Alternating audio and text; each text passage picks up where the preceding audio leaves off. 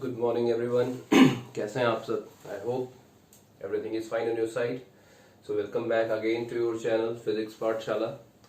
Till the last lecture we have discussed about the Gauss theorem. What was the Gauss theorem? What was the derivation for the Gauss theorem so called? Then we saw various questions which is asked in your board examinations, and I promised you that the competitive segment, the competition questions of Gauss theorem we will discuss later on. So this is the module in which we are going to discuss the questions of Gauss theorem which is asked in several competition exams. ठीक है? So it's my request to you, before going through this lecture you have to continue, you have to go through the last lecture, because जब तक आप Gauss theorem नहीं देखेंगे, Gauss theorem का module नहीं देखेंगे लेक्चर 1 का, तब तक आपको यहाँ पे थोड़ी सी दिक्कत आएगी। अगर सिर्फ आपको गॉस थ्योरम पता है, व्हाट इज गॉस थ्योरम, हालांकि इसके पहले वाले वीडियो हम बहुत डेप्थ में जाके गॉस थ्योरम बारे में पढ़ा था, क्या होता है, उसके सारे पैरामीटर्स के बारे में डिस्कस किया था। बट फिर भी एक बार आप उस वीडियो को देख लीजिए, और अगर आपको पता है गॉस थ्योरम क्या होती है, उसकी सारी आपको जो लूप होल्स हैं या छोटी छोटी जो बातें हैं, पॉइंट्स अगर आपको याद है, तो आप इस वीडियो को कंटिन्यू कर सकते हैं। इस वीडियो में बहुत सारे क्वेश्चंस आपको कराऊंगा, बहुत सारे टाइप, सारे क्वेश्चन तो नहीं टच कर पाएंगे, बट कोशिश ये करेंगे कि ऑलमोस्ट जो बहुत ही फ्रिक्वेंटली क्वेश्चंस पूछे गए, जिस टाइप के क्वेश्चन पूछे गए, उन टाइप्स को आपसे मैं डिस्कस कर लूं। ठीक है, तो एक बार थोड़ा सा रिकॉल कर लेते हैं क्या अभी तक हम पढ़ चुके हैं। इसके पहले गॉस थ्योरम वाले लेक्चर में हमने पढ़ा था, गॉस थ्योरम क्या कहती है भाई आपकी, phi through a closed surface, phi यानी flux, electric flux for a closed surface is given as closed integral of vector E dot ds which is equals to q enclosed upon epsilon naught। यहां तक हमने बात किया था। Gauss theorem यही कहती है the total flux passing through a closed surface is equals to 1 upon epsilon naught times of the total charge enclosed by the surface। और आपके कंपटीशन या आपके बोर्ड एग्जामिनेशन में सबसे पहला सवाल बेटा इसी से पूछा जाता है। ठीक है, अब सिर्फ इसको ऐसे पढ़ लिया, phi is equals to surface integral या closed integral vector E dot dS is equals to q by epsilon naught. ठीक है, काम चल जाएगा, बट कंपटीशन में बहुत प्यारे सवाल इससे पूछते हैं, बहुत प्यारे प्यारे। जैसे मैंने आपको उस वीडियो में बताया था कि ये E और Q क्या है, इसी पे सवाल आता है। तो टाइप 1 तो यही है आपका, जो आपका बेसिक डेफिनेशन है गॉस लॉ की, सबसे पहले इसी पे सवाल आते हैं। इस पे ट्रू फॉल्स के क्वेश्चन मैक्सिमम टाइम आपसे पूछे गए हैं। ट्रू फॉल्स है वो कैसे, क्या है, पहले जान लो कि है क्या ये। मैंने आपसे कहा था, मान लीजिए कोई एक सरफेस है, ऐसे कोई भी आर्बिट्रेरी सरफेस है, इसके बाहर एक चार्ज है Q3, अंदर एक चार्ज है Q1 और एक चार्ज है Q2, और ये सरफेस कैसी है आपकी S। अगर क्वेश्चन है what is the flux passing through the surface S, the flux passing through the surface S, तो आंसर आप क्या लिखते थे, सरफेस या closed integral vector E dot ds is equals to q enclosed upon epsilon naught। Now what is the flux through the surface, how much charge is enclosed by this surface, two charges, sign के साथ इन charges को आप add कर लिया करते थे, यानी what, q1 plus q2 by epsilon naught, this will be the answer, flux passing through surface। और मैंने आपसे इसमें कहा था कि ये जो E है, ये E कौन सी होती है, this is the E net electric field which is passing from the surface। ठीक है, this E is the net electric field passing from the surface, means this E is due to the Q1 and Q2 and Q3 passing through the surface। ठीक है, this Q enclosed is only charge enclosed by the surface। ठीक है, अब देखो इस पे question क्या पूछा जाता है। अब सिंपल सी चीज है, इसको आप ध्यान नहीं देते, आपको लगता है कि ये ई भी नेट इलेक्ट्रिक फील्ड केवल सरफेस के अंदर वाले चार्जेस की वजह से होगी उस गॉसियन सरफेस पे। नहीं, ऐसा नहीं बेटा। This electric field E is due to all the charges, E is due to all the charges. किसी भी गॉसियन सरफेस से या जिस सरफेस से आपसे फ्लक्स पूछा जा रहा है, उस सरफेस के आसपास जितने भी चार्जेस होंगे, electric field E will be due to all the charges, whether it is inside of the Gaussian surface or outside of the Gaussian surface, but Q enclosed is only the charge enclosed by the surface। अब आपको लग रहा है इस पे सवाल कैसे पूछा जाता है, और दिखाएं बेटा, इस बात को याद रखिएगा। पहला क्वेश्चन जो आपसे पहला सवाल इस पे कहा जाता है कि if Q enclosed is 0 then it implies that E is also zero. यानी कि अगर किसी सरफेस का चार्ज इनक्लोज्ड जीरो हो तो क्या इलेक्ट्रिक फील्ड जीरो होगी? ट्रू और false? This statement is false, ये ट्रू नहीं है भाई। क्यू इनक्लोज्ड अगर जीरो है, चलो मैंने कहा कि ये हमारी आर्बिट्रेरी सरफेस है, इसने जीरो चार्ज इनक्लोज किया है, लो कोई चार्ज नहीं है यहाँ पे। क्यू इनक्लोज की बात की जा रही, नेट चार्ज तो कहा नहीं है। Q enclosed is zero, Q enclosed is zero, then electric field of Gaussian surface is also zero. How is it possible? देखो इस Q3 की वजह से तो इस सरफेस से इलेक्ट्रिक फील्ड मान लो ऐसे जा रही तो जाएगी ही ना हर जगह।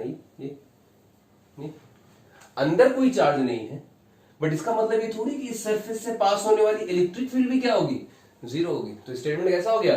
फॉल्स। अब अगर आपको ये नहीं पता है कि electric field net electric field होती है due to all the charges, तो आप सवाल गलत कर देंगे। आप कहेंगे भाई क्यू इनक्लोज जीरो है, चार्ज ही नहीं है, तो उसकी वजह से कोई इलेक्ट्रिक फील्ड ही नहीं होगी। लेकिन ये इलेक्ट्रिक फील्ड तो अंदर वाले चार्ज की वजह से थोड़ी है। This electric field is due to the all the charges, बाहर अंदर सबकी वजह से होगा। तो क्यू इनक्लोज अगर जीरो है तो इलेक्ट्रिक फील्ड जीरो हो ये जरूरी नहीं है। पहला क्वेश्चन। दूसरा, if phi is zero, net flux phi is zero, then electric field is zero. It implies that electric field is zero. अब बताओ क्या ये भी जरूरी है? ट्रू है या फॉल्स है स्टेटमेंट? ट्रू फॉल्स में ये स्टेटमेंट पूछा जाता था। If net flux passing through a surface is zero, then electric field is also what? Zero. Is it true? अभी बनाया था ना, इस सरफेस से नेट फ्लक्स जब आप निकालेंगे तो फाई नेट की वैल्यू क्या होती है? Q enclosed by epsilon naught. ठीक है, अगर नेट फ्लक्स जीरो है मतलब अंदर किसी तरीके का चार्ज वगैरह कुछ नहीं। नेट फ्लक्स अगर जीरो है तो इलेक्ट्रिक फील्ड भी जीरो होगी, ये जरूरी थोड़ी है भाई। नेट फ्लक्स क्या होता है? Total flux passing through the Gaussian surface. ठीक है, अंदर से कोई फ्लक्स नहीं पास हो रहा है ना इलेक्ट्रिक फील्ड, लेकिन इस पॉइंट पे इस चार्ज की वजह से तो होगी। यहाँ पे होगी, यहाँ पे होगी, यहाँ पे होगी, यहाँ होगी, यहाँ होगी, हर जगह होगी। अब नेट की बात करूंगा तो जितनी इलेक्ट्रिक फील्ड इधर से अंदर आएगी उतनी इलेक्ट्रिक फील्ड इधर से क्या हो जाएगी? बाहर हो जाएगी। वो सही है। गॉसियन सरफेस के अंदर अगर बात करूं तो यहां से जितनी इलेक्ट्रिक फील्ड इस Q3 की वजह से अंदर आ रही है, यानी inward flux will be equals to outward flux. इसलिए अंदर का फ्लक्स क्या हो जा रहा है? जीरो।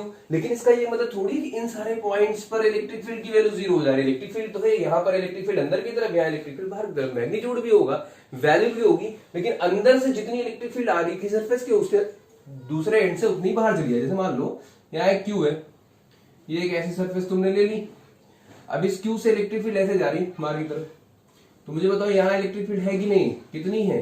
E1। यहाँ इलेक्ट्रिक फील्ड मान लो कितनी है? E2। इलेक्ट्रिक फील्ड है, लेकिन जितनी इलेक्ट्रिक फील्ड लाइन अंदर आई, एक अंदर आई और एक अंदर बाहर, एक अंदर आई और एक बाहर चली गई, कितना इससे नेट फ्लक्स पास हुआ? Zero. Inward flux is equals to outward flux. लेकिन क्या इसका देखो, ये तो है फाई नेट इज जीरो, लेकिन क्या इलेक्ट्रिक फील्ड जीरो हो गई इस सरफेस पर? वो तो E1 E2 अभी बनी हुई है ना, नेट क्या है? जीरो है। तो ये स्टेटमेंट कैसा हो गया आपका? फॉल्स हो गया। बहुत छोटी छोटी चीजें हैं जो ध्यान रखनी है। देन ठीक है, phi net is zero, then E is equals to zero. फिर क्या कह रहा है आपसे? एक और क्वेश्चन देखो, if electric field is zero everywhere, everywhere on the Gaussian surface या surface. If electric field is zero everywhere on the Gaussian surface, then it implies that phi is zero. जरा सोचो इसके बारे में। कह रहा है कि कोई Gaussian surface है, उस Gaussian surface पर इलेक्ट्रिक फील्ड क्या है? जीरो है। तो क्या इसका ये मतलब आप कंक्लूड कर सकते हैं कि फ्लक्स भी क्या होगा? उससे जीरो होगा। बिल्कुल सही है भाई। Surface close integral vector E dot ds लिखते हो, इसको लिखते हो क्या? Q enclosed upon epsilon not, और ये क्या है आपका? फाई है। अगर इलेक्ट्रिक फील्ड ही जीरो है गॉसियन सरफेस पर, इस पूरे सरफेस पर इलेक्ट्रिक फील्ड ही जीरो, तो इलेक्ट्रिक फील्ड किसकी वजह से होती है? चार्ज की वजह से ही होगी ना। अगर इलेक्ट्रिक फील्ड जीरो है इसका मतलब आसपास कहीं पे किसी तरीके का कोई चार्ज नहीं है। अगर कोई चार्ज ही नहीं है तो उसकी वजह से इलेक्ट्रिक फील्ड क्या होगी? जीरो। और अगर इलेक्ट्रिक फील्ड जीरो होगी तो फाई भी क्या होगा? जीरो होगा।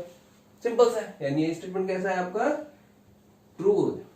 फिर बता दे रहा हूं, electric field zero everywhere on the Gaussian surface. अगर बेटा गॉसियन सरफेस पर इलेक्ट्रिक फील्ड जीरो है तो इलेक्ट्रिक फील्ड किसी चार्ज की वजह से ही होगी। इलेक्ट्रिक फील्ड जीरो है इसका मतलब कोई चार्ज ही नहीं, ना अंदर ना बाहर। अगर कोई चार्ज ही नहीं है तो काहे का फ्लक्स, कैसा इनवर्ड, कैसा आउटवर्ड, कैसा नेटवर्क, कुछ नहीं होगा। यानी अगर इलेक्ट्रिक फील्ड जीरो होगी तो गॉसियन सरफेस पर फ्लक्स की वैल्यू भी क्या होगी, हमेशा जीरो होगी। ठीक, एक और देखो, एक टाइप का और इस पे क्वेश्चन पूछा था, सेम एक क्वेश्चन है कि if electric field is zero everywhere on Gaussian surface, electric field हर जगह जीरो है गॉसियन सरफेस पर, तो इसका मतलब ये क्या कंक्लूड कर सकते हो कि क्यू इनक्लोज जीरो होगा। क्यू इनक्लोज क्या होगा, जीरो होगा। ट्रू है या false statement? If electric field is zero everywhere on Gaussian surface तो क्यू इनक्लोज भी क्या होगा, जीरो होगा। सिंपल सा है भाई, देखो यही तो है आपका phi is equals to surface integral या closed integral vector E dot dS is equals to Q enclosed by epsilon naught. आप कह रहे हो भाई हर जगह इलेक्ट्रिक फील्ड जीरो है, अगर इलेक्ट्रिक फील्ड जीरो है तो ये पूरा पैकेट क्या होगा, जीरो होगा, तो क्यू इनक्लोज भी क्या आएगा, जीरो ही तो आएगा। आप खुद सोचो ना, कोई इलेक्ट्रिक फील्ड अगर जीरो है इसका मतलब नेट तो कहीं नहीं कहीं कहा गया इलेक्ट्रिक फील्ड ही जीरो है ना, है ही नहीं इलेक्ट्रिक फील्ड गॉसियन सरफेस पर कहीं भी। और कहीं भी अगर गॉसियन सरफेस पर इलेक्ट्रिक फील्ड की वैल्यू जीरो है तो चार्ज कितना होगा उसमें, जीरो आएगा, कोई चार्ज ही नहीं होगा। चार्ज होता तो कोई ना कोई इलेक्ट्रिक फील्ड आपको मिलती ही मिलती। तो इस तरीके के क्वेश्चन आपके इस एक सिंपल से टाइप 1 के सेगमेंट में आते हैं बेटा। ट्रू फॉल्स का स्टेटमेंट ऐसे सिंपल पूछेगा कि अगर फाई इज इक्वल्स टू ये, जैसे फाई इज इक्वल जीरो, क्या इलेक्ट्रिक फील्ड जीरो होगी, स्टेटमेंट फॉल्स होगा। क्यू इनक्लोज जीरो है तो क्या इलेक्ट्रिक फील्ड जीरो होगी, जरूरी नहीं है, फॉल्स होगा। अगर इलेक्ट्रिक फील्ड हर जगह जीरो है तो उससे फ्लक्स क्या होगा, हमेशा जीरो होगा, और चार्ज इनक्लोज भी क्या होगा, हमेशा जीरो होगा। ये सारे स्टेटमेंट कैसे होंगे आपके, ट्रू होंगे। तो एक तो सिंपल सा आपका इस ट्रू और फॉल्स के टॉपिक पे क्वेश्चन आता है। ठीक, नेक्स्ट जो प्रॉब्लम है आपकी टाइप 2 में, उसमें गॉसियन सरफेस पे क्वेश्चन आते हैं, जिसमें मैंने लास्ट वीडियो में आपसे बताया था कि electric flux does not depend upon the shape and size of the Gaussian surface, है ना, याद है। जैसे मैंने कहा था, मान लो एक चार्ज क्यू है, इस चार्ज क्यू को आपने एक स्फेरिकल गॉसियन सरफेस में ऐसे रखा है। अब इस स्फेरिकल गॉसियन सरफेस से पास होने वाला फ्लक्स मान लो कितना है बेटा, फाई है। अब अगर एक और गॉसियन सरफेस में रख दूं यहाँ पर, जिसकी रेडियस पहले से डबल कर दिया, पहले मान लो रेडियस कितनी थी, आर थी, अब कितनी कर दी आपने, 2r, तो अभी भी इस क्यू की वजह से इस गॉसियन सरफेस से पास होने वाला फ्लक्स कितना होगा, फाई ही होगा। अगर इसको मैं ऐसे किसी क्यूब के अंदर रख दूं, ठीक है, देखो जैसे मान लो इसको ऐसे क्यूब के अंदर रख दूं, इसी क्यूब को ये, तो अभी भी इस गॉसियन सरफेस से पास होने वाला फ्लक्स, इस क्यू की वजह से पास होने वाला फ्लक्स क्या होगा, क्यू ही होगा। मैंने ये कहा था कि गॉसियन सरफेस जो फ्लक्स की जो वैल्यू थी वो डिपेंड कर रही है किस पर, केवल क्यू इनक्लोज्ड पर, कितना चार्ज इनक्लोज्ड किया है उसने, बस रेडियस वगैरह पे कुछ डिपेंड नहीं करता। अरे सिंपल सोचो ना, एक छोटा सा बॉक्स है, मान लो एक छोटा सा बॉक्स है ऐसा, इसके अंदर आपने एक बल्ब रखा हुआ है, ठीक, और इस बल्ब को ऑन कर दिया। अब लाइट का फ्लक्स है, जो इस बल्ब से लाइट निकल रही है वो इस बल्ब के, इस क्यूब के हर फेस, इससे हर फेस से निकलेंगे ना, इसके पूरे क्यूब के हर फेस से निकलेगा। अगर इसी को मैं बड़ा कर दूं और, तो अभी भी तो ये फ्लक्स बड़े वाले क्यूब से वही निकलेगा। ये देखिए, ये और बड़ा ले लो इसको, तो अभी भी तो सारी की सारी फ्लक्स वैसे ही निकल रही है, कोई फर्क थोड़ी पड़ेगा। लाइट के जो फ्लक्स निकल रहा है, वो बल्ब से जो लाइट निकल रही है, चाहे छोटा सा डब्बा रखो उसमें से भी उतना निकलेगा, एक बड़ा डब्बा रख लो उससे भी उतनी फील्ड लाइन निकलेगी, उससे बड़ा डब्बा रख लो उससे भी उतनी फील्ड लाइन निकलेगी। तो उस पर कोई डिपेंड थोड़ी करता है कि वो किसने डब्बे में रखा है, कैसे साइज है उसके बॉक्स का, कोई फर्क नहीं पड़ता। इस पे क्वेश्चन आपके पूछे जाते हैं। अब ऐसे नहीं होंगे, सिंपल क्वेश्चन नहीं होंगे, थोड़ा सा आपको परेशान करेंगे क्वेश्चन, और देखें कैसे सवाल पूछे जाते हैं। टेस्ट डालते हैं, जैसे मान लो एक क्वेश्चन है, 4 उसमें थे, क्वेश्चन नंबर 5, मान लो आपको एक ऐसी सरफेस दी गई है, 3 सेगमेंट दिए गए हैं, यहां पर एक चार्ज रखा है क्यू, अगेन एक हेमिस्फीयर रखा है, यहां पे चार्ज रखा है क्यू, और फिर एक ऐसे रख दिया गया, यहां पर एक चार्ज रखा है क्यू। तो क्वेश्चन है what is the flux through all these segments, इन तीनों में फ्लक्स कितना होगा। अब देखो मैंने क्या कहा था, गॉसियन थ्योरम या गॉस थ्योरम तभी लगा सकते हैं जब चार्ज कैसा हो, इनक्लोज्ड हो, ठीक है। ये क्यू चार्ज क्या इस सरफेस के अंदर है, नहीं है ना, तो अगर गॉस थ्योरम लगाओगे तो phi is equals to Q enclosed upon epsilon naught, ये होता है। इस सरफेस से पूछा गया है फ्लक्स, इस सरफेस से पूछा गया है flux. So what is the flux passing through the surface S, how many charge contained, how many charge is enclosed by this surface, zero.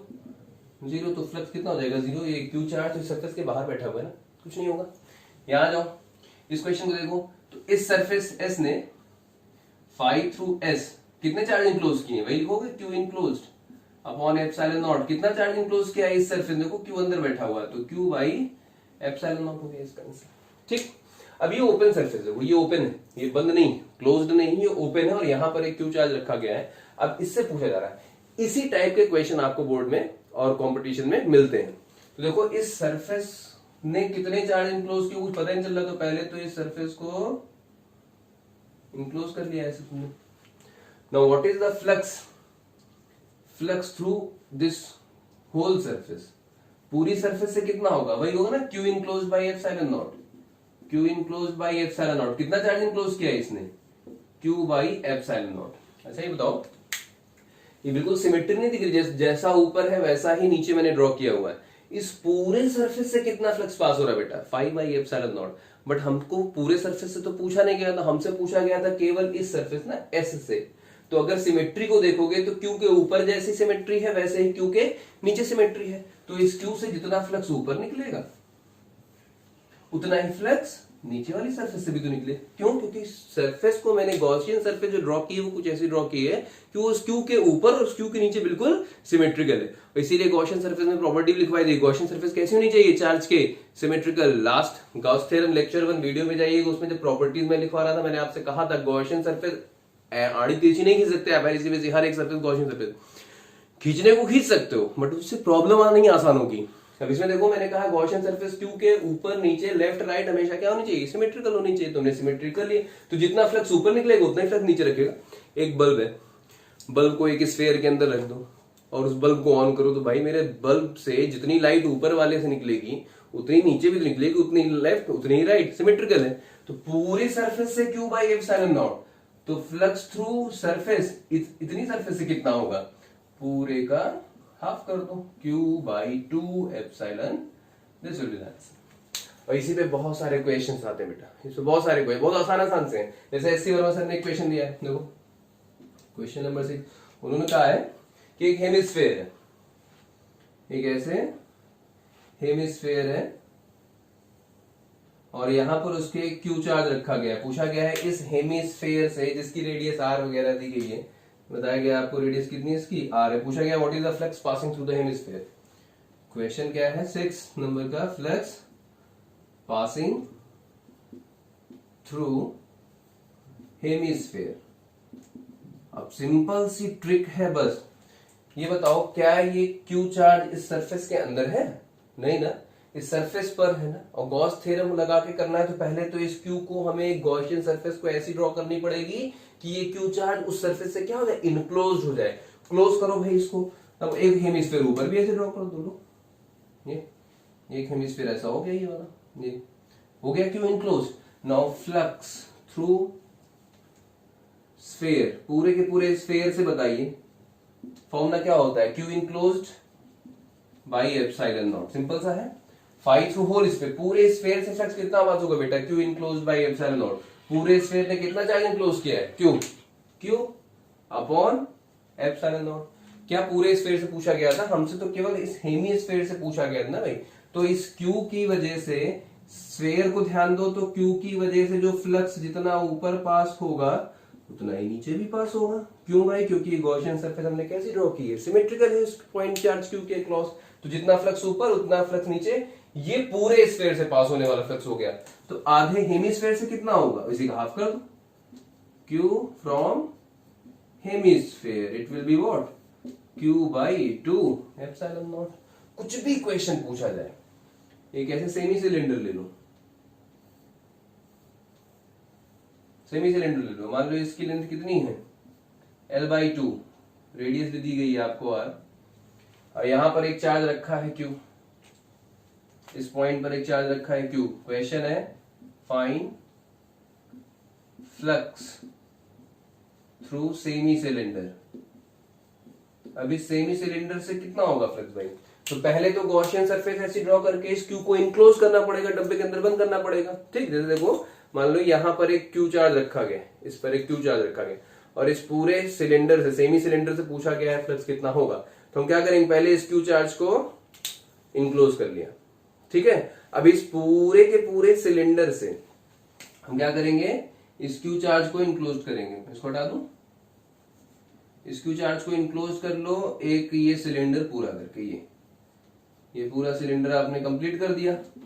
ये लेंथ भी कितनी है, L/2, ये रेडियस भी कितनी है R। अब बताओ what is the flux passing through whole cylinder, पूरे सिलेंडर से कितना फ्लक्स पास हो रहा है भाई, फ्लक्स थ्रू सिलेंडर, पूरे के पूरे सिलेंडर से, तो फॉर्मूला भाई Q enclosed upon epsilon not, total charge कितना इनक्लोज कर रहा है cylinder, Q by epsilon not. लेकिन हमसे तो केवल सेमी सिलेंडर पूछा गया था ना, तो फिर वही बात हुई, इस क्यू चार्ज के ऊपर नीचे right side left side Gaussian surface बिल्कुल सिमेट्रिकल है, तो जितना फ्लक्स इधर से पास होगा उतना ही फ्लक्स इधर से भी पास होगा, तो पूरे सिलेंडर से पास हो रहा है Q बाई एप्सिलॉन नॉट, तो हाफ सिलेंडर से कितना पास होगा, half of Q epsilon not, यानी कि फाई थ्रू सेमी सिलेंडर, ये कितना हो जाएगा Q/2 एप्सिलॉन नॉट।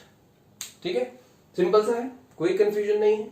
पहले अपने उस क्यू चार्ज को जिससे फ्लक्स पूछा गया है उसको इनक्लोज करने की कोशिश करो, गॉसियन सरफेस ड्रॉ करो वैसे जो सिमेट्रिकल हो, फिर पूरे सरफेस से निकाल लो। अब हाफ से पूछा गया तो बाई 2 कर दो, बात खत्म हो जाती है। ये सारे क्वेश्चन ऐसे पूछेंगे। ठीक, question number 6, question number 7, Gaussian surface पे क्वेश्चन अच्छे अच्छे बनते हैं। ठीक है, बस थोड़ा सा आपको दिमाग लगाना है, बस अपना कंप्लीट कर लीजिए इसको। नेक्स्ट जो सेगमेंट है बेटा, प्रॉब्लम बेस्ड ऑन क्यूब। ठीक है, जैसे क्यूबिकल गॉसियन सरफेस पर कई बार क्वेश्चन पूछे हैं आपसे। ठीक है, कुछ क्वेश्चन देखो उसको, इसमें के कुछ बोर्ड के लेवल के क्वेश्चन हमने ऑलरेडी डिस्कस कर लिए थे लेक्चर नंबर 1 में गॉस थ्योरम के, जिसमें कहा गया था मान लो एक क्यूब है, उसके अंदर एक चार्ज रखा गया है कैपिटल क्यू या स्मॉल क्यू, तो उस पूरे क्यूब से कितना फ्लक्स पास होगा, आंसर था Q बाई एप्सिलॉन नॉट। उस क्यूब की किसी एक फेस से कितना पास होगा, तो आपने कहा था भाई पूरे क्यूब से Q by epsilon not, because cube is made up of 6 faces. That means this Q by epsilon naught is the amount of flux passing through the 6 faces. So one phase क्या हो जाएगा, Q by 6 epsilon naught. ठीक है, यहां तक बात हुई थी। अब इसके जो कंपटीशन लेवल पे क्वेश्चन पूछे जाते हैं थोड़ा सा और बढ़ाए जाते हैं। जैसे क्वेश्चन नंबर 7 देखो, कहा जा रहा है a charge Q is placed at the corner of a cube,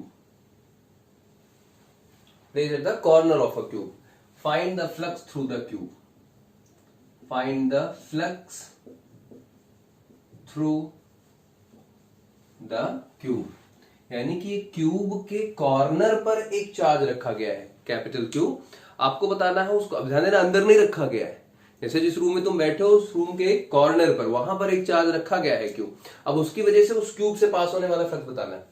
अब ये अंदर तो है नहीं, जिसको सीधे लिख दो भाई Q बाई एप्सिलॉन नॉट। ठीक, जैसे हम लोग कहा गया आपसे, suppose that there is a charge capital Q which is placed at the corner of a cube, a charge capital Q is placed at the corner of a cube, find the flux through the cube. अब cube के corner पर एक charge रखा गया है और पूछा गया है उस पूरे क्यूब से कितना फ्लक्स पास होगा, पहला क्वेश्चन।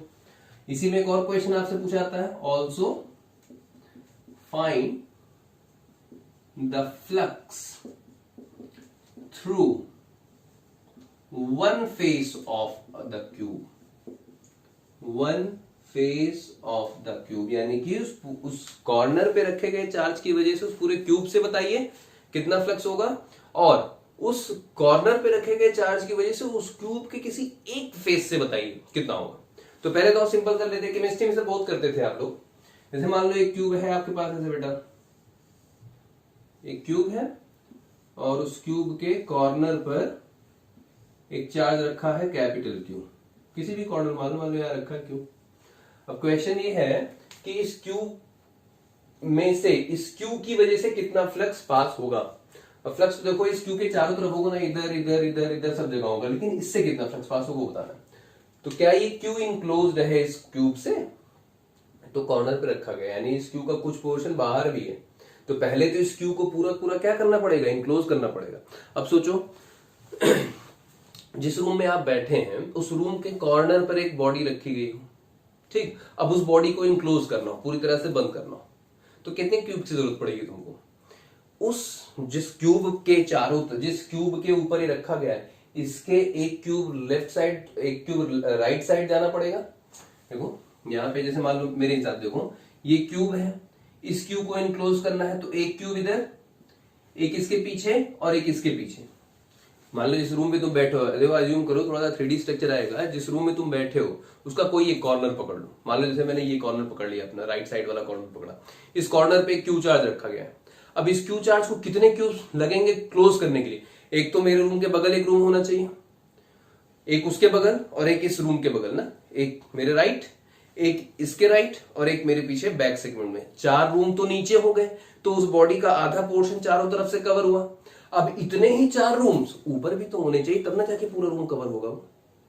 जरा सोचो, तुम जिस कमरे में बैठे हो, मान लो जिस कमरे में बैठे हो उसके तरफ 4 कमरे, एक तुम्हारे राइट, एक तुम्हारे पीछे, एक तुम्हारे डायगोनल, 4 कमरे हैं। और तुम्हारे उस जिस रूम में तुम बैठे हो उसके कॉर्नर पर एक बॉडी ले जाके आधी अपने कमरे के अंदर, आधी अपने कमरे के बाहर ऊपर लटका दो।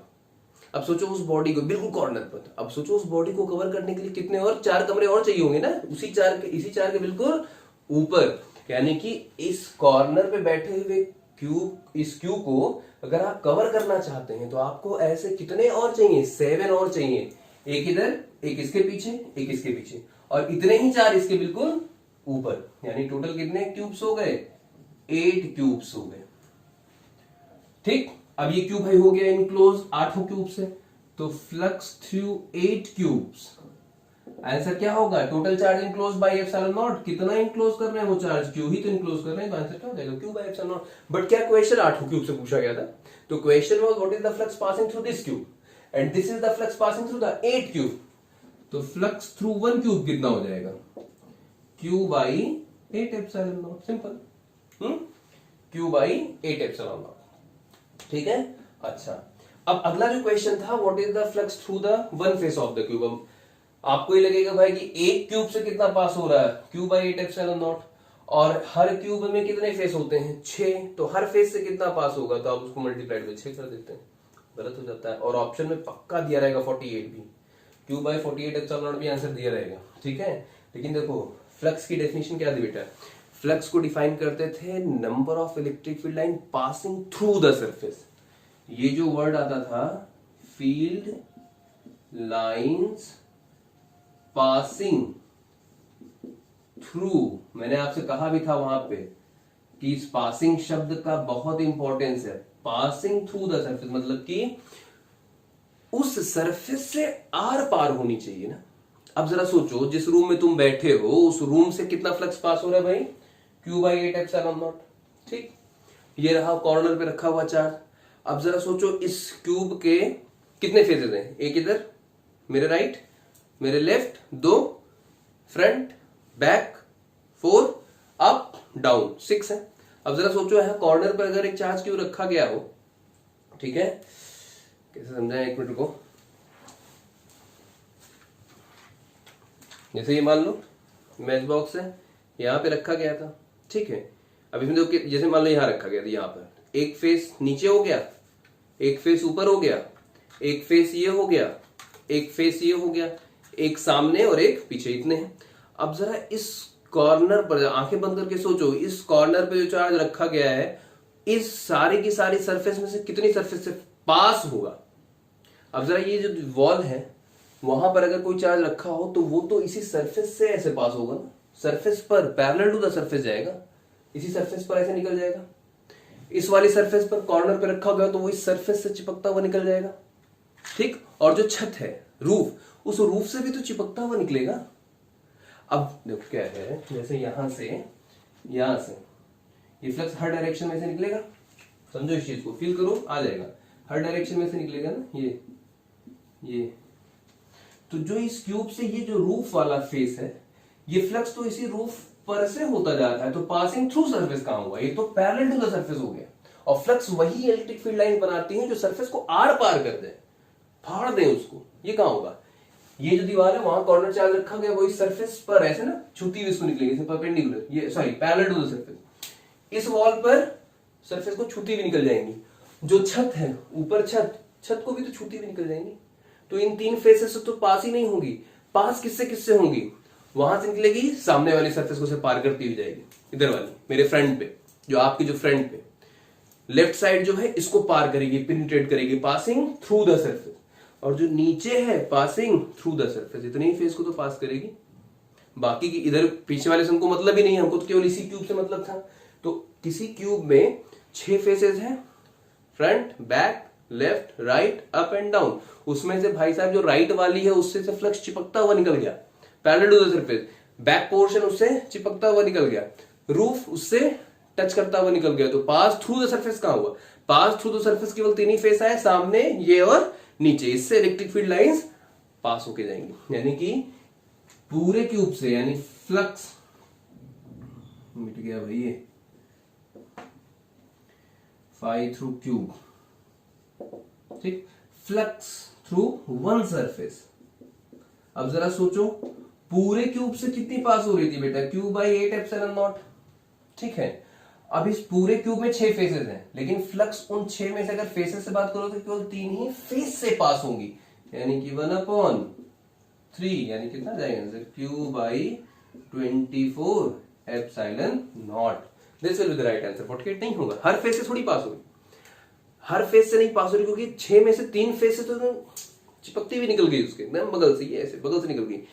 पासिंग थ्रू द सरफेस जो इलेक्ट्रिक फील्ड लाइंस होंगी वो बनाती हैं फ्लक्स। तो इधर, इधर और इधर, इससे तो पास ही नहीं हो रही, तो बिल्कुल इससे चिपकते हुए निकल के चली गई। नीचे वाले सरफेस से पास होंगी, पार करेंगी, इधर वाले सरफेस को पार करेंगे और सामने वाली सरफेस को भी क्या करेंगे? पार करेंगे। तो फ्लक्स केवल 3 ही फेस से मिलेगा, तो Q 1/3 of Q by 8 epsilon not. एक तो इसका अप्रोच ये है जो थोड़ा सा थ्योरेटिकल है, सोचना पड़ेगा। इसको एक तरीके से और भी कर सकते हो। देखो वो अप्रोच कैसा, जो आपको आसान लगे ना उसको फॉलो। क्यूब था भाई छोटा सा, ठीक, इसी क्यूब के कॉर्नर पर रखा गया था चार्ज क्यूब। एक बड़ा सा वो बनाया, बड़ा सा क्यूब, बड़ा सा क्यूब बनाओ पहले।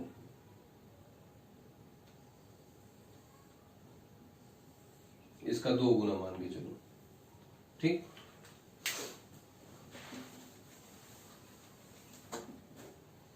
ये हो गया भाई हमारा बड़ा सा क्यूब तैयार। इसका थोड़ा सा वेट कर लो, तैयार हो जा रहा है। ये है आपका, ठीक। अब अपने इस क्यूब को इसके अंदर फिट करने की आप कोशिश करें। देखो वो पता है 3D डायग्राम भाई थोड़ा सा गलत हो सकता है, देख के बनाइएगा, ठीक है। अपने इस क्यूब को लाके हमने इसके अंदर फिट कर दिया और ये यहां बैठा हुआ है हमारा कौन? कैपिटल क्यूब, ठीक है। चलो, इस क्यूब के what is the flux through one face of that, ठीक। अब जरा देखो, इस पूरे क्यूब ने कितने चार्ज को इनक्लोज किया? 5 थ्रू लार्ज क्यूब, बड़े वाले क्यूब की वजह से हो गया भाई क्यू बाई एप्सिलॉन नॉट, ठीक। पूरे के पूरे क्यूब से Q by epsilon not pass हो रहा था। अच्छा, इस क्यूब के इस फेस की वजह से बताओ कितना होगा? क्यू बाई 6 हो जाएगा 1/6 ऑफ दिस। अच्छा, क्या इस पूरे फेस से पूछा गया है क्या? पूरे फेस से पूछा गया है। कोई एक फेस लो, मैं नीचे वाला फेस ले रहा हूं, ऐसे इधर भी ले सकते हो, इधर भी ले सकते हो, किसी से भी ले सकते हो। आपको एक फेस से बताना, मैंने नीचे वाला फेस जैसे लिया। मुझसे तो केवल इस क्यूब के इतने फेस की वजह से पूछा गया है ना, ये वाला, ये जो है, ये जो मैं डार्क कर दे रहा हूं, मुझे केवल इतने फेस से पूछा गया है। अब जरा सोचो कैसा होगा। ऐसा नहीं लग रहा है कि ये 4 पार्ट्स में डिवाइडेड है? इस पूरे क्यूब से कितना बेटा? Q by epsilon not. इस पूरे क्यूब के एक फेस से कितना होगा? Q by 6 epsilon not. अच्छा, हमें इस पूरे फेस से भी नहीं निकालना था, हमें इस पूरे फेस में केवल ये इतना सेगमेंट था, इसका निकालना है ना ये। तो ऐसा नहीं ना 1/4 ही तो है इसका, यानी कि 1/4 ऑफ दिस पूरा फेस, यानी कि 5 थ्रू फेस कितना हो जाएगा? Q by 24 epsilon naught. आप इससे भी कर सकते हो, मतलब कई तरीके हैं इस क्वेश्चन सॉल्व करने के। आप ऐसा भी कर सकते हो, पूरे क्यूब को पहले अपने छोटे से क्यूब को बड़े से क्यूब के अंदर फिट कर लिया, देन उसके बाद इस क्यूब की वजह से इस पूरे के पूरे फ्लक्स पूरे क्यूब से कितना आएगा? Q by epsilon not. इस क्यूब के एक फेस से कितना आएगा? बड़े वाले से 1/6 of Q by epsilon naught. अब इस पूरे फेस का केवल 1/4 ही तो चाहिए था हमको, ये छोटा वाला फेस, तो क्या कर दिया? 1/4 of Q by 6 epsilon not. इससे भी आंसर कर सकते हो या वैसे भी कर सकते हो जिसके पहले बताया था, मर्जी आपकी, ठीक। बट क्यूब के क्वेश्चन अच्छे बनते हैं, इसको जरा ट्राई करिए। नेक्स्ट जो है बेटा, जो प्रॉब्लम्स बेसिकली पूछी जाती हैं, प्रॉब्लम बेस्ड ऑन डिस्क या कोन। और इन प्रॉब्लम्स को हम सॉल्व करने के दो अप्रोच सीखेंगे। एक तो है सॉलिड एंगल वाला जो आपको याद करना पड़ेगा, एक सॉलिड एंगल पे बेस्ड क्वेश्चन निकालेंगे और एक या तो इंटीग्रेशन करेंगे। मैं दोनों सिखा दे रहा हूं आपको, दोनों एक ही बार सीखना पड़ेगा। वैल्यूज याद करनी पड़ेंगी लेकिन, ठीक है, वैल्यूज तो आपको याद करनी पड़ेगी। जैसे मान लो सॉलिड एंगल क्या होता है, अभी मान चल रहा हूं भाई आप जेईई मेंस की तैयारी कर रहे हो या कंपटीशन तैयारी करो तो सॉलिड एंगल आपको पता होगा। मैं एक छोटा सा जिक्र कर दे रहा हूं। 2D बॉडीज में प्लेन एंगल बनता था, रेडियन में उसकी वैल्यू लगती है। जैसे एक सर्किल है, उस सर्किल ने या कोई सर्किल है, सर्किल सेंटर पर कितना एंगल सेपरेट करता था, आप कहते थे 2 पाई रेडियन। 3D बॉडीज जो होती है, जैसे स्फेयर है, ठीक है, स्फेयर या अदर जो 3D बॉडीज होती हैं वो जो एंगल बेटा सेपरेट करते हैं उनको सॉलिड एंगल बोलते हैं।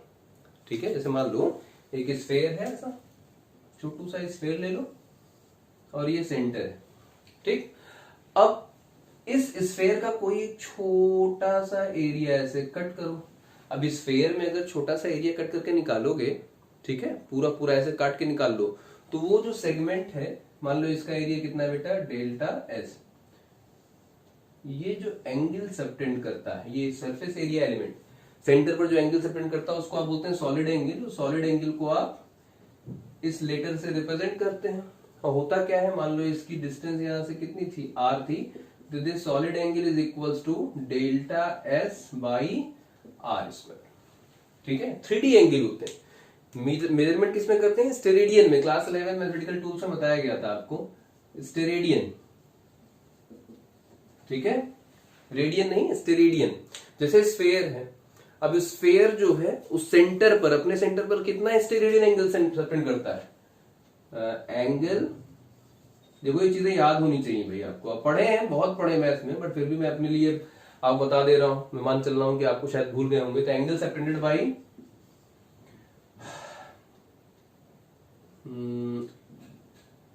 Angle subtended at the centre of sphere, अगर इसकी बात करूं तो ये 4 पाई स्टेरेडियन आता है।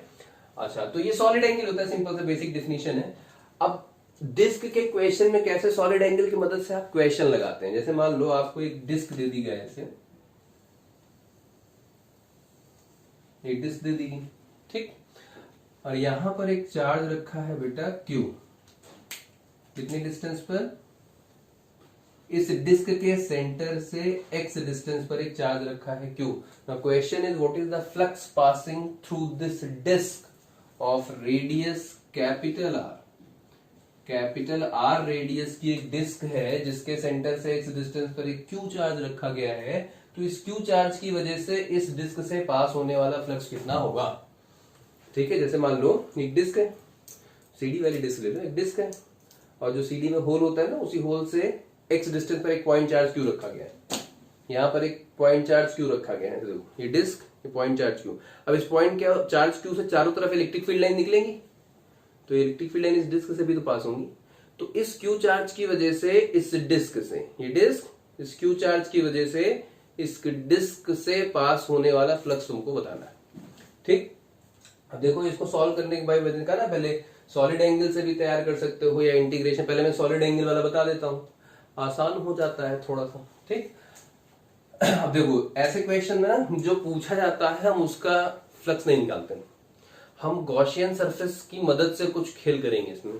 ठीक, जैसे मान लो ये डिस्क है, इसकी रेडियस R है, तो हम एक बड़ा सा एक स्फीयर ऐसे एज्यूम कर लेंगे, एक बड़ा सा स्फीयर ऐसे, ठीक है, और ये Q चार्ज इस स्फीयर के अंदर आ जाएगा गॉसियन सरफेस। ये मैंने क्या ड्रॉ की, एक गॉसियन सरफेस।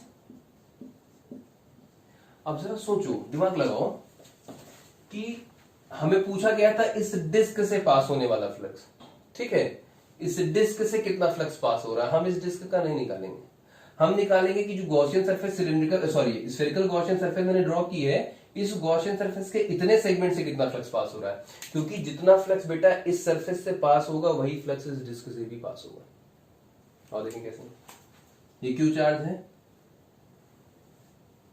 मैं ऐसे रैंडम बना दे रहा हूं, ये इससे निकलने वाली इलेक्ट्रिक फील्ड लाइन से सबसे लास्ट इधर ये है और इधर ये ऐसे इलेक्ट्रिक फील्ड लाइंस पास हो रही मालूम। तो जरा ध्यान दो, ये जो डिस्क है 1 2 3 4 5 6 इलेक्ट्रिक फील्ड लाइंस से पास हो रही हैं, और बड़े वाले से भी तो इस गॉसियन सरफेस से भी देखो 1 2 3 4 5 6 वही पास हो रही है। सोचो जरा, ये एक छोटी सी डिस्क है, यहाँ पे छोटी सी डिस्क है, ठीक, और इसके बगल आपने ऐसे इसके जस्ट इससे पीछे थोड़ा सा एक और डिस्क मान लो, वो स्फीयर का गॉसियन सरफेस ड्रॉ कर लिए, तो भाई छोटे वाले डिस्क से जितना फ्लक्स पास होगा वही तो बगल वाली जो उसके पीछे जो गॉसियन सरफेस है उससे भी तो वही पास होगा।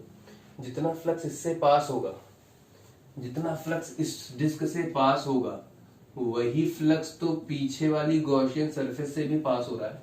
कोई वैल्यू थोड़ी अंतर आ रही है। और इस गॉसियन सरफेस से निकालना फ्लक्स हमारे लिए आसान है with respect to this disc.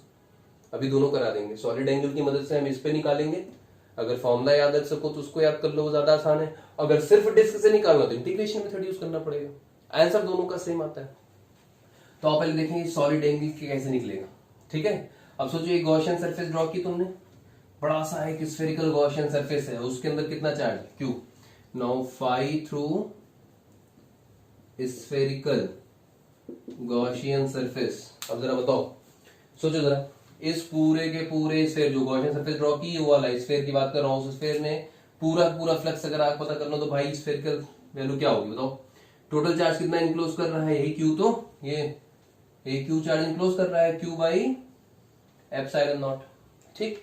अच्छा, ये Q बाई एप्सिलॉन नॉट जो फ्लक्स आ रहा है ये पूरे के पूरे 4 पाई एंगल सबटेंशन है ना, पूरा का पूरा स्फेयर है। आपको पता है कि पूरे के पूरे स्फेयर के सेंटर पर कितना एंगल सबटेंड होता है, 4 पाई स्टेरेडियन। मीन से क्या लिखा मैंने, ये मैंने लिखा है फ्लक्स पर यूनिट, ये लिखा है मैंने फ्लक्स पर यूनिट स्टेरेडियन। पूरा सॉलिड एंगल, इस पूरे स्फेयर का कितना सॉलिड एंगल होगा बेटा 4 पाई। हमें क्या पूरे स्फेयर की वजह से निकालना था क्या, नहीं, हमें केवल किसकी वजह से निकालना था, ये इतनी वजह से, ये इतना वजह से ना। अब अगर ध्यान दो तो मैं इसको मिटा देता हूं, ये बात समझ में आ रही है ना, जितना इस डिस्क से पास होगा वही इस सरफेस से पास होगा। अब देखो इसको अगर मैं मिटाऊं, क्या इस सरफेस को देखकर ऐसा नहीं लग रहा है कुछ, वर्ल्ड कप देखा है क्रिकेट वाला, बनाओ इसको जरा ऐसे, is it look like a cone,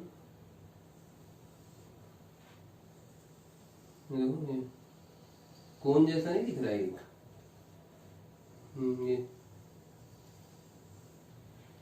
it looks like a cone. और आपको ये पता होना चाहिए कि ये कोन इस पूरे स्फेयर का ये टुकड़ा ही तो है, ये स्फेयर था, ये ऐसे कट किया, ये सेंटर है मान लो, यही तो है, तो इस पूरे स्फेयर का एक टुकड़ा ही तो है ये कोन। अब ये कोन इस सेंटर पर कितना एंगल सबटेंड करता है, ये इतनी वैल्यू तुमको याद होनी चाहिए। अब सॉलिड एंगल में अगर आपको ये वैल्यू याद है तो सवाल बेटा 2 मिनट का हो जाता है, 2 लाइन में आप खट से ऐसे सवालों को कर सकते हैं। अदरवाइज इंटीग्रेशन का मेथड जो बताऊंगा अभी आपको पता चलेगा कितना लंबा है। अब जरा सोचो, now solid angle made by a cone at the centre of sphere, centre of sphere. और मैथ्स में सब बातें बहुत याद करते हो, मैं फिर भी लिख दे रहा हूं, सॉलिड एंगल जो कोन बनाता है बेटा सेंटर ऑफ द स्फीयर पर, वो होता है 2 pi 1 minus cos of theta. Theta क्या होता है भाई, theta is the semi vertical angle, आप कहते थे सेमी वर्टिकल एंगल, बना के दिखाएं। देखो ऐसे छोटा वाले देख लो इसमें, क्योंकि इसमें और पहुंच हो गया, ऐसे डिस्क थी, ऐसा कौन बनाया था आपने, ये गॉसियन सरफेस था, इसमें छोटी सी डिस्क आपने ली हुई थी, ये जो एंगल है ये क्या है theta, semi vertical angle. Total angle मान लो अल्फा है, ये कितना होगा थीटा, और ये भी कितना होगा थीटा। देखो इसको उनको ऐसे खड़ा करो, ऐसे खड़ा हो गया, ये हो गया वर्टिकल, सॉरी ये हो गया वर्टिकल लाइन, ये हो गया उसका आधा सेमी वर्टिकल एंगल, ठीक, थीटा है। तो कोन जो एंगल सबटेंड करता है बेटा सेंटर पर, that is 2 pi 1 minus cos of theta. अब देखो काम हो गया आपका आसान। ये बताओ ये फाई थ्रू पूरे गॉसियन सरफेस का था, पूरे स्फेरिकल गॉसियन सरफेस का क्यू बाई एप्सिलॉन नॉट कितने एंगल पर, पूरे 4 पाई पर।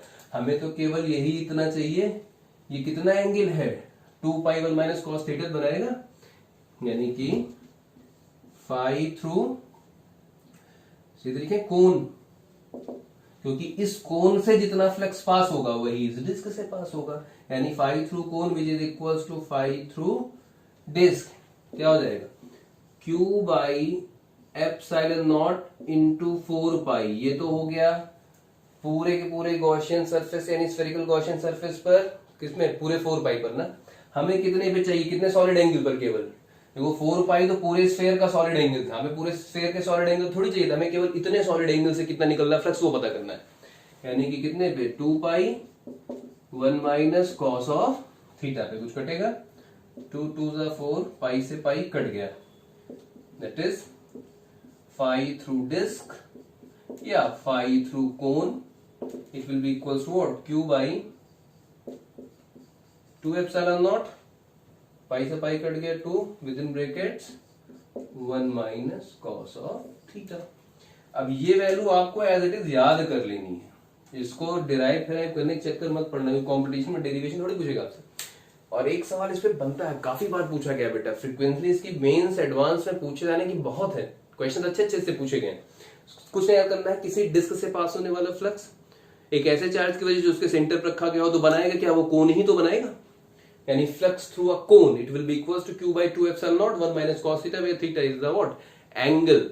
कौन सा एंगल, सेमी वर्टिकल एंगल। एक तो ये तरीका है किसी डिस्क से या कोन से निकालने का, किसकी मदद से, सॉलिड एंगल की मदद से। अगर ये याद रह सके आप भाई कि कोन की वजह से सॉलिड एंगल बनता है 2 पाई 1 माइनस कॉस थीटा होता है, पूरे के पूरे स्फेयर से पास होने वाला फ्लक्स होगा 5 बाई एप्सिलॉन नॉट, पूरे स्टेरेडियन 4 पाई स्टेरेडियन के लिए पूरे इतने 4 पाई सॉलिड एंगल से पास होने वाला, हमें केवल 2 pi 1 minus cos theta solid angle से पास होने वाला चाहिए, तो मल्टीप्लाई करते वैल्यू आ गई आपकी। अब ये वैल्यू एज इट इज याद करना, अभी एक सवाल करा रहा हूं इस पे, ठीक है।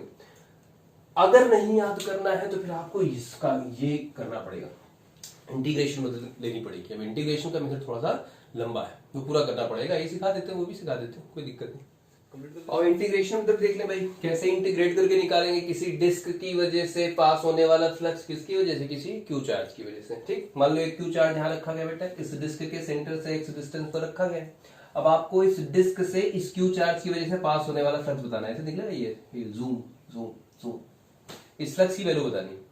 अब क्या करोगे, सिंपल सा, जैसे मोमेंट ऑफ इनर्शिया वगैरह चैप्टर नहीं करते थे पिछली बार, डिस्क है रिंग है याद करते थे, हम क्या करेंगे, इस डिस्क को कई सारी छोटी छोटी छोटी छोटी छोटी छोटी रिंग्स में कट कर लेंगे। Disc is a combination of what, ring, ये पढ़ते थे, देखो एक रिंग है ना, एक और रिंग है, एक और रिंग है, एक और रिंग है, एक और ring, ring ring ring ring ring ring करते रहोगे तो रिंग्स का कई सारा कॉम्बिनेशन करोगे तो क्या मिलेगी, एक डिस्क नहीं मिल जाएगी, ये यानी कि disc is a combination of ring.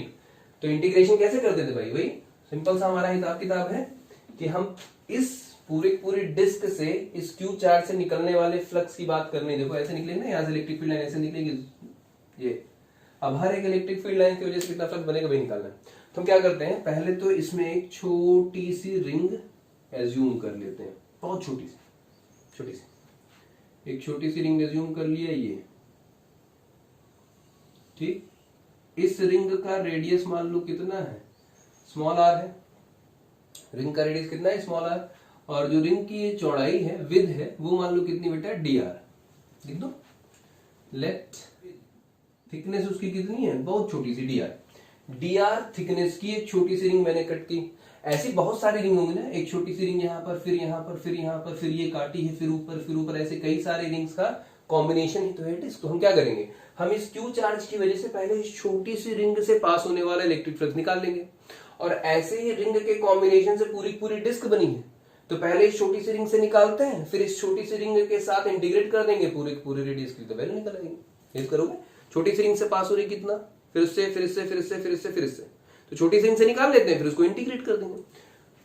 तो पहले छोटी सी रिंग आर जिसकी थिकनेस डी आर है उससे कट किया, ठीक। चलो अब इस क्यू चार्ज की वजह से यहां पर इलेक्ट्रिक फील्ड कैसी होगी, कुछ ऐसी, ये ऐसी ना, ये हो गई इलेक्ट्रिक फील्ड, क्यू चार्ज से बाहर की तरफ इलेक्ट्रिक फील्ड होती है, ये हो गई। अच्छा, इस पॉइंट पे एरिया वेक्टर कैसा होगा, रिंग के परपेंडिकुलर आउटवर्ड्स नॉर्मल। जैसे मान लो ये ऐसे रिंग रखी गई, ये ऐसे खड़ी, ऐसे रिंग रखी गई ना, यहाँ पर एक क्यू चार्ज रखा गया, यहाँ पर एक डिवाइस है, ये क्यू है, यहाँ पे एक रिंग है, छोटी सी रिंग तुमने कट की, तो इस रिंग का एरिया वेक्टर किधर होगा, perpendicular to the surface outward. इस रिंग का एरिया वेक्टर सरफेस के परपेंडिकुलर आउटवर्ड, और इधर हो गई इलेक्ट्रिक फील्ड ई। मान लो जो एंगल बन रहा है यहाँ पर वो कितना है बेटा, अल्फा है। मान लिया अल्फा एंगल आपका ये, ठीक।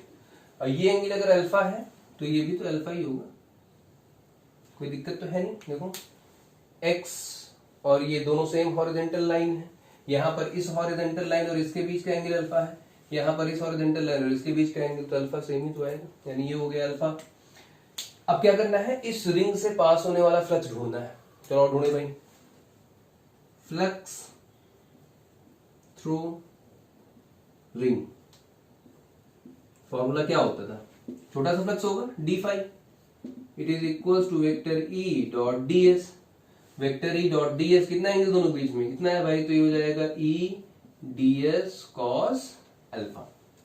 क्या आपको इस क्यू चार्ज की वजह से यहाँ पर जो इलेक्ट्रिक फील्ड ई है उसकी वैल्यू पता है, बिल्कुल पता है। किसी पॉइंट चार्ज क्यू की वजह से आर डिस्टेंस पे इलेक्ट्रिक फील्ड कितनी होती है, Q by 4πε0 into R square. इस पॉइंट की डिस्टेंस यहां से कितनी होगी, देखो ये डिस्टेंस बेटा कितनी है x, और ये डिस्टेंस कितनी है r, तो ये डिस्टेंस इधर लिख दो, under root of x square plus are square, x square plus are square. तो इस पॉइंट क्यू चार्ज की वजह से यहाँ पर इलेक्ट्रिक फील्ड कितनी होगी, ये हो गया equation number 1। Now E point तो लिखा नहीं, क्या लिख दें, P लिख दें, E at P due to Q, formula क्या हो जाएगा, Q upon 4πε0 into R square, मतलब ये ना पूरा, यानी कि x square plus are square, ये हो गई इलेक्ट्रिक फील्ड की वैल्यू, ठीक। अब ये कॉस अल्फा बता सकते हो क्या, देखो इस ट्राइंगल से देखो कॉस अल्फा निकाल लो, वो भी निकाल लो, दोनों की वैल्यू जरूरत पड़ी। कॉस अल्फा देखो ये तो x अपॉन, यही तो लिखोगे under root of x square plus are square, देखो ये 90 डिग्री अल्फा, ये हो गया क्या बेस, ये हो गया हाइपोटेन्यूज, तो cos alpha is equals to base upon hypotenuse, यानी x upon under root of x square plus are square. ये वैल्यू उठा के पुट कर, putting it in 1, first equation में पुट करो। जब आप पुट करोगे तो भाई देखो d phi is equals to E कितना आया बेटा आपका, Q by 4πε0 into x square plus are square, ये हो गया ई। डीएस की वैल्यू की बात बता रहा हूं, कॉस अल्फा कितना आएगा भाई, ये यानी कि x upon x square plus are square की पावर 1/2। डीएस क्या है, इस रिंग का एरिया कैसे निकालोगे, क्या बताया था, बहुत पतली सी थिन सर्कुलर रिंग्स हैं, तो इस रिंग को ऐसे काट के निकाल लो, ये ऐसे निकली, और इसको बीच से तोड़ के ऐसे फैला दो, तो ये ऐसे निकलेगी, ये सोचो जरा, इस रिंग को निकाला ये, और बीच से तोड़ के, बहुत पतली रिंग थी उसको ऐसे फैला दिया आपने, तो सीधे क्या होगी, रॉड जैसी होगी ना, थिन रॉड। इस रिंग की लेंथ कितनी होगी, इसके सर्कमफेरेंस के बराबर, कितनी है सर्कमफेरेंस इसकी, 2π इंटू आर, आर रेडियस है, इसका सर्कमफेरेंस कितना, 2πr will becomes its length, और इसकी विड्थ कितनी मानी थी आपने, छोटी सी विड्थ मानी थी dr, ये तो एरिया क्या हो जाएगा बताओ, एरिया बराबर लेंथ इंटू ब्रेथ, तो लेंथ कितनी है इसकी 2πr, ब्रेथ कितनी है dr, तो इस पूरे के पूरे रिंग का एरिया कितना हो गया 2πr dr, यानी ds की वैल्यू कितनी होगी 2πr dr लिख दें, इंटू 2πr dr, ये वैल्यू आ गई आपकी ना, कोई दिक्कत है यहाँ तक, ठीक है। तो अब इसको सॉल्व करना है, कुछ कटे उटे का देखो, 2 2 4, एक पाई से पाई काट सकते हो, और कुछ कटेगा ना, इसको जरा सिंप्लीफाई में लिख सकते हो बेटा, d phi is equals to, ऊपर बचेगा क्यू आर एक्स, इसको ऐसे लिखो, q into x r D r divided by 2 बचा, यहां पर पाई कटी गया था, एप्सिलॉन नॉट बचा, x square plus are square power 1 या 1/2 है, यानी x square plus are square to the power 3/2।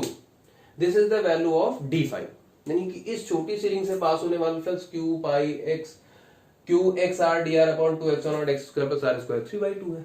तो पूरे रिंग से क्या हो जाएगा, ऐसे बहुत सारी रिंग्स होगी ना, छोटी फिर इससे बड़ी फिर इससे बड़ी फिर इससे बड़ी फिर ये डिस्क बनी होगी, तो total flux phi through disc ये क्या हो जाएगा, integration of this d phi.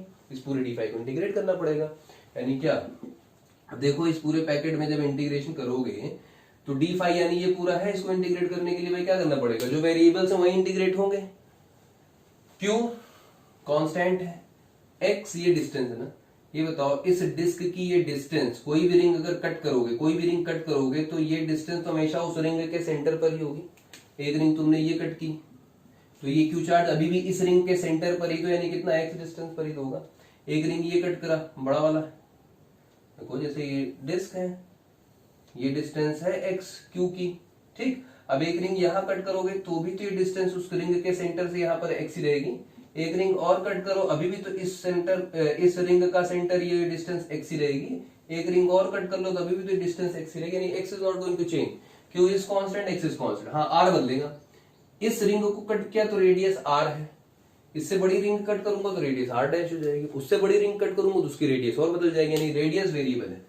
To constant x r not सब कांस्टेंट है। मतलब क्या हुआ कि इस इक्वेशन को क्या लिख सकते हो आप, जो कांस्टेंट बाहर निकालो तो आपका क्यू एक्स कांस्टेंट था, नीचे 2 अपॉन एप्सिलॉन नॉट कांस्टेंट है, और इंटीग्रेशन किसका होगा, केवल वेरिएबल का, यानी r D r upon x square plus are square to the power 3/2, केवल इसका इंटीग्रेशन होगा। अब इसका इंटीग्रेशन करने का एक तरीका है, पार्शियल डिफरेंशिएशन सब्स्टिट्यूशन मेथड करते हैं, आइए देखें कैसे होता है वो। इसको कंप्लीट कर लो, फिर रब कर दूं और जरा इसको इंटीग्रेट करें, यानी कि ये क्या है, phi is equals to this one, ठीक। अब इंटीग्रेट करने के लिए कुछ सब्स्टिट्यूशन करना पड़ेगा भाई, हो सकता है अभी इंटीग्रेशन में आप ये मेथड नहीं पढ़े हो, पार्शियल डिफरेंशिएशन कैसे सब्स्टिट्यूशन करते हैं, तो उसको आज सिखाते हैं। आओ चलो, let x square plus are square is equal to T square, इस x square plus are square को टी स्क्वायर मान लिया। डिफरेंशिएटिंग पार्शियली डिफरेंशिएट करो तो d by d T of x square plus d by d T of R square is equal to d by d T of T square, ऐसे ही तो करोगे। D by d T of x square 0 हो जाएगा, are की value चूंकि depend कर रही है, डिपेंडेंटी है, तो इसका क्या हो जाएगा, देखो implies that 2r dr by d t is equal to क्या हो जाएगा, t की पावर 2 यानी क्या 2t, dt इधर भेज दो, यानी कि 2r dr is equal to 2t dt, 2 से 2 कट गया, r dr बराबर क्या आ गया, t dt, ठीक। ये r dr की जगह अब देखो क्या करने वाले हैं, इस r dr की जगह बेटा t dt पुट करेंगे और इसके जगह t स्क्वायर पूरा, और देखें implies that phi is equals to, इस इक्वेशन को भी लिख रहे हैं, ठीक है, q into x upon 2 epsilon naught, ये बाहर ही था, हालांकि मुझे लिमिट रखनी चाहिए बट अभी लिमिट रख नहीं रहा हूं, लास्ट में लिमिट एक साथ रखेंगे, ठीक है। Q x upon r D r को क्या लिख सकते हो, t d t divided by x square plus are square को माना था टी स्क्वायर ना, टी स्क्वायर 2 से 2 कटेगा, क्या बचेगा, टी क्यूब, नीचे बचेगा टी क्यूब, तो ये कट गया, ऊपर भेज दो इसको, यानी कि phi is equals to q x upon 2 epsilon naught t की पावर -2 dt, ये आएगा आपका। अब मैं इंटीग्रेशन नहीं सिखाऊंगा आपको, मैं मान चल रहा हूं इंटीग्रेशन बेसिक आपको आता है। इसको इंटीग्रेट करोगे Q x upon 2 epsilon naught, ये इंटीग्रेट होने के बाद क्या आएगा, -1 अपॉन टी, ठीक है, -1 अपॉन टी आएगा। टी की वैल्यू क्या मानी, देखो t is equal to under root of x square plus are square लिख सकते हो, वहां पुट कर दो, implies that phi is equals to qx upon 2 epsilon naught, minus बाहर निकाल दो, 1 अपॉन टी का मतलब under root of x square plus are square, यानी इसकी पावर 1/2 ये तो आएगा। अब लिमिट पुट कर, हालांकि पहले कर देने चाहिए बट इंटीग्रेशन थोड़ी सिखा रहे हैं यार आपको, मैं फिजिक्स सिखा रहा हूँ। यहाँ पे लिमिट देखो कहां से काटे, पहली रिंग जो कट करोगे, आर ही तो वेरिएबल है, यानी आर की वैल्यू पुट किए, पहली रिंग जब कट करोगे तो यहीं पे होगी, फिर अगली रिंग ये, फिर अगली रिंग ये, तो आर की वैल्यू 0, पहली रिंग कट हुई 0 रेडियस की, और लास्ट वाली रिंग कट होगी कब तक, ऐसे बढ़ते चले जाओ, यानी कहां तक, कैपिटल आर तक, यानी 0 to कैपिटल आर तक। इसको समझ लेना भाई, लिमिट कैसे रखा गया। पहली रिंग यहाँ कट किया ना तुमने, ये वैल्यू ये देखो यहाँ पे पहली आर की वैल्यू 0 से लेके कब तक रिंग कट करोगे, जब तक कि सर्कमफेरेंस तक नहीं पहुंच जाते उस डिस्क, यानी कहां तक, कैपिटल आर तक। तो 0 से कैपिटल आर, लिमिट पुट कर दो, upper limit minus lower limit. बहुत डेप्थ में इसलिए नहीं जा रहा हूं क्योंकि ये मेंस के क्वेश्चन के डेरिवेशन से बेटा है, बोर्ड का सवाल थोड़ी आपको डिराइव कराएंगे बार बार इसको। Minus Q x upon 2 epsilon naught 1 upon under root of x square ऐसे रहेगा। लिमिट आर की पुट करनी, अपर लिमिट रखो यानी क्या, this minus 1 upon lower limit x square plus 0। क्या बचेगा भाई आपके पास, phi is equals to minus Q x upon 2 epsilon naught, ये क्या हो जाएगा 1 upon under root of x square plus are square minus 1 by x, ये तो आएगा माइनस 1 बाई एक्स। एक्स को अंदर ऑपरेट कर दो माइनस के साथ, इधर मिटा दे इसको, इस डायग्राम की जरूरत नहीं पड़ेगी। चलो भाई, implies that phi is equals to q by 2 epsilon naught। Minus x अंदर लेके जाओ, माइनस एक्स यहां जाए, देखो माइनस माइनस प्लस ही हो जाएगा क्या, x बाई एक्स, और इधर माइनस उधर क्या, यानी minus x by under root of x square plus are square. X by x हो गया 1 और x upon under root x square plus are square हो गया। डायग्राम मिटाते देखो जरूरत पड़ गई। डायग्राम में अगर देखोगे तो ये जाएगा क्या आपका, x upon under root of x square plus square cos theta आएगा।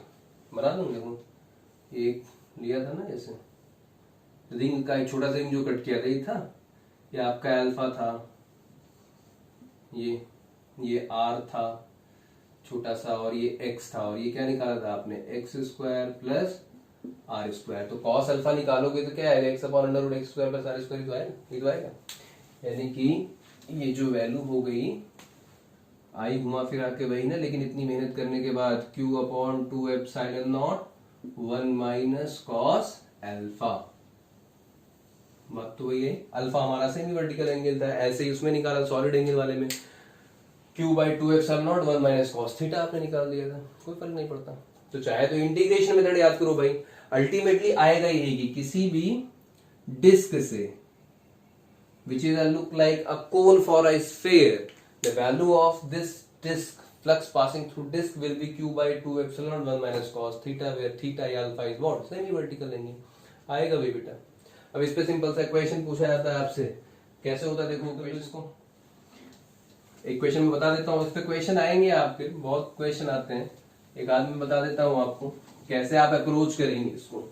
जैसे सपोज दैट आपको एक सिलेंडर दिया गया है, देयर इज अ सिलेंडर, ये कैसा सिलेंडर दिया गया है,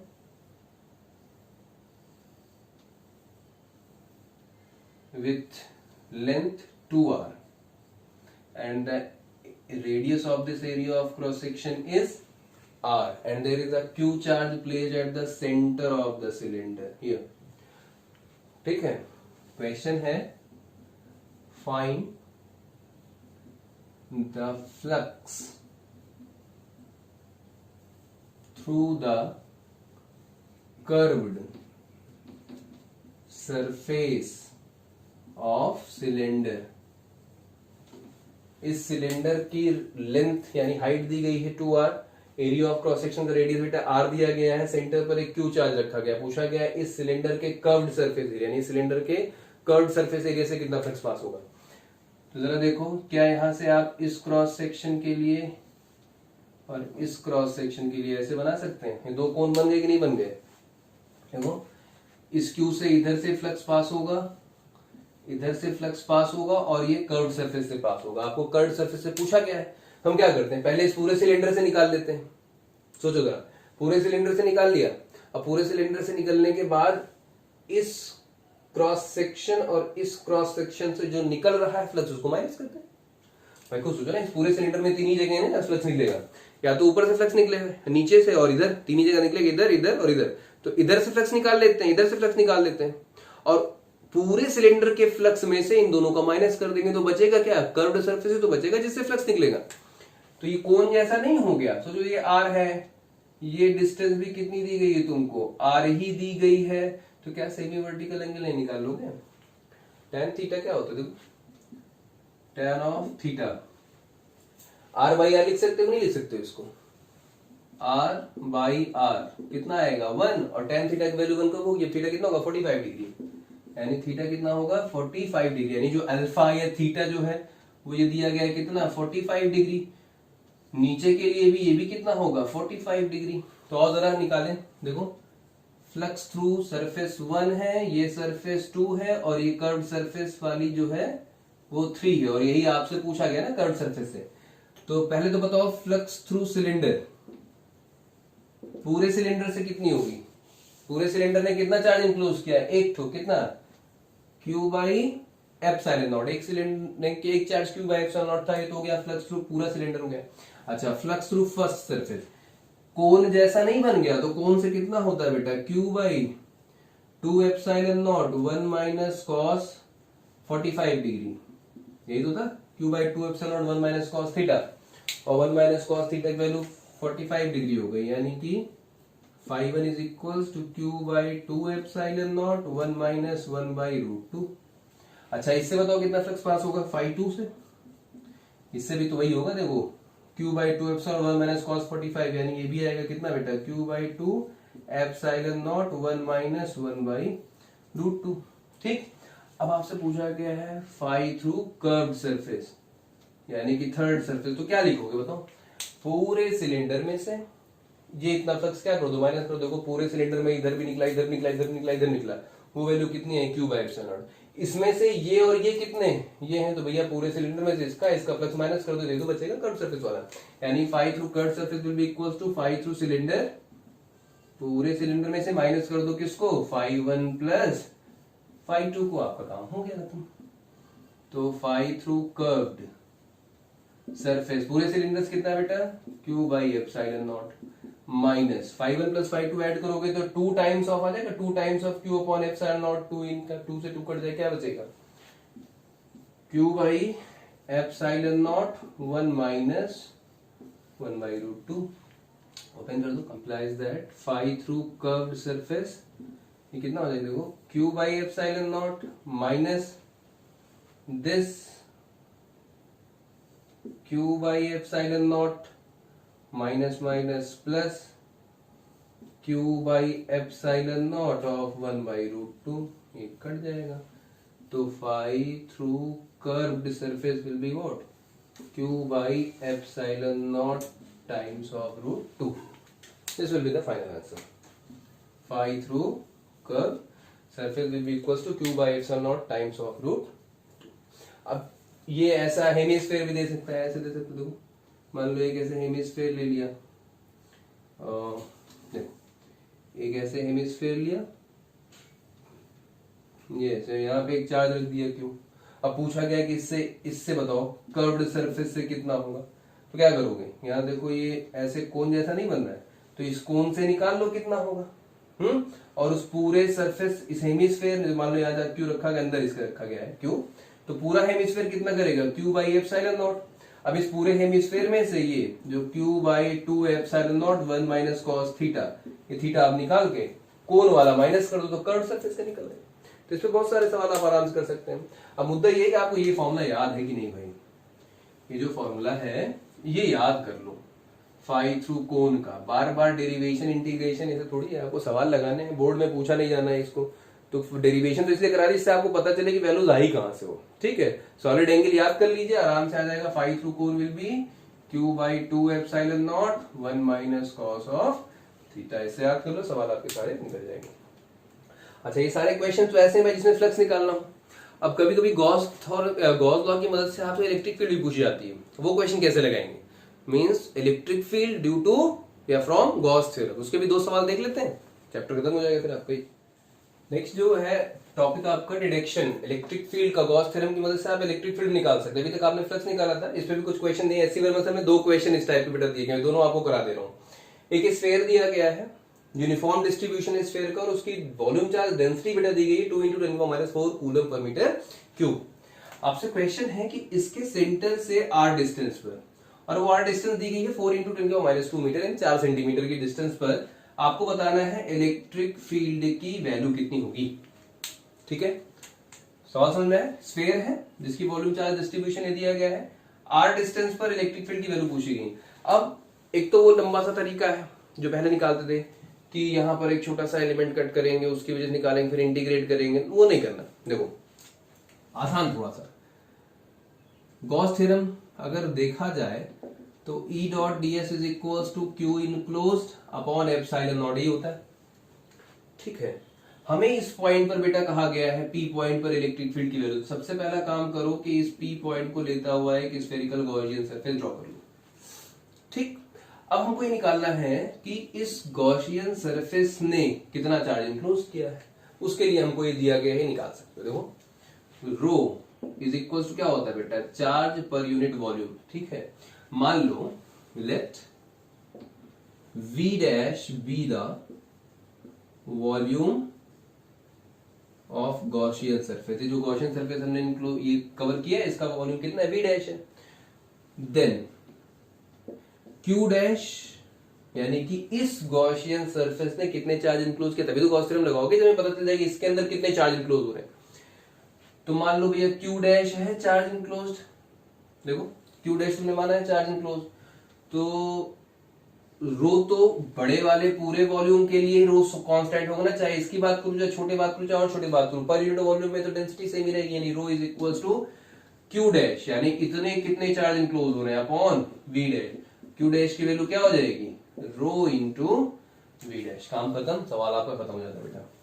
देखो Q dash is equal to क्या आ गया, rho into V dash implies that, अब लगा दो गॉस थ्योरम। इलेक्ट्रिक फील्ड देखो r डिस्टेंस पर हर जगह क्या होगी, कांस्टेंट होगी। इंटीग्रेशन के बाहर निकाल लो, integral of ds is equal to q enclose. कितना इनक्लोज कर रहे हो आप, rho into V dash, value मत रखना भी। ठीक है, implies that e into ds। बताओ ये छोटा सा यही तो है ds, इसका ये सब ds यही सब तो है। सरफेस के छोटे छोटे एरिया के इंटीग्रेट करो, पूरा स्फीयर का सरफेस एरिया मिलेगा, नहीं क्या, 4 पाई r स्क्वायर। रो छोटे से जो स्फीयर गॉसियन सरफेस का वॉल्यूम कितना होगा भाई, स्फीयर का वॉल्यूम होता है 4/3 पाई आर क्यूब। एक r स्क्वायर से r स्क्वायर यहाँ कट गया, 4 से 4 कटा, पाई से पाई कटा। Implies that E is equals to क्या बचेगा, देखो रो, इसको अपॉन एप्सिलॉन नॉट भी कर दो भाई। रो 4 कट गया, पाई कट गया, r बचा अपॉन 3 एप्सिलॉन नॉट, ये बचेगा। दैट इज वैल्यू पुट करो, E is equal to rho कितना दिया गया बेटा, 2 into 10⁻⁻4 multiplied by r is 4 centimetre, that is 4 into 10⁻², metre, metre में कन्वर्ट कर लिया आपने। 3 as it is, epsilon naught की वैल्यू पुट कर दिया आपने 10⁻12। वैल्यू सॉल्व करोगे तो अप्रोक्सीमेटली आएगी 3 इंटू 10⁵ न्यूटन पर 3 इंटू 10⁵ न्यूटन पर कूलम। सिंपल सा है। ठीक है, ऐसा इक्वेशन और भी दिया गया, उस सिलेंडर का दिया गया है, इसको पहले कर लो फिर इसको बता देते हैं। एक क्वेश्चन जो और दिया गया था उसको भी देख लीजिए, हो जाए वो भी। कहा गया एक सिलेंडर है और इस सिलेंडर की जो वॉल्यूम चार्ज डेंसिटी है बेटा वो रो दी गई, वैल्यू नहीं दी गई, केवल रो बता दिया गया। इसकी एक्सिस पर, किसी एक्सिस से x डिस्टेंस पर किसी पॉइंट P पर आपको इलेक्ट्रिक फील्ड निकालनी है। सिंपल सा है क्वेश्चन ये भी। पहले तो इस पॉइंट से पास होता हुआ एक गॉसियन सरफेस ड्रॉ कर लिया। अब इस गॉसियन सरफेस के लिए गॉस थ्योरम अप्लाई करोगे तो E डॉट ds, मान लो इसकी लेंथ कितनी है, हाइट मान लो सिलेंडर की h है, ये x है तो ये रेडियस कितनी होगी, x। ठीक, E dot ds is equal to q enclosed upon epsilon naught. अब इस पूरे के पूरे सिलेंडर का वॉल्यूम चार्ज डेंसिटी रो दिया गया है, ये रो बराबर क्या, चार्ज पर यूनिट वॉल्यूम। हमें छोटे वाले सिलेंडर का चाहिए ना, छोटे वाले सिलेंडर पे गॉस थ्योरम लगाना है, तो रो इज इक्वल टू, मान लो Q डैश चार्ज इंक्लोज कर रहा है ये, और इसका वॉल्यूम कितना है V डैश, तो Q डैश यानी charge enclose by Gaussian surface will be what, rho into V dash.